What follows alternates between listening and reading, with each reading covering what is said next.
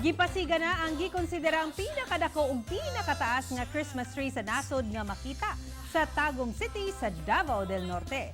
Atong sayron ang kanindot niini, pinaagi niini nga report. Gipasiga na ang pinakataas nga holiday tree sa tibok nasod nga makita sa Tagum City. Dagsa ang libuan ka mga Tagumenyos, ingon man mga bisita gikan sa lain-laing parte sa Davao Region aron saksihan ang grandiosong pagpasiga niini. Gwapo kay siya kanang maka-excite jud kay siya ya sunod kanang daghan jud kay siya lights nga imong makuan.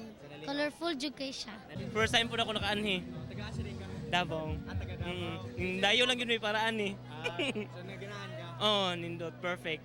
Mukabat ngadto sa 193 feet ang katason sa Mount Giant Christmas tree. Mas taas kung itandi sa 186 feet sa milabayng tuig. Ana sa 5,000 LED lights ang mipuno sa Christmas tree, diin makita sab ang 23 ka mga gagmayng bituon nga misimbolo sa 23 ka barangay sa syudad. Samtang ang pinakadakong bituon nga makita sa kinatasan, nagsimbolo sa Ginoo nga mo'y sentro sa pagsaulog sa Pasko. Gusto na mo i-portray na ang Tagum in spite of all the challenges, problems, investments na kwanta diri linog, all those odds in life, we remain as calm. Kalmado lang mi and move on, move forward.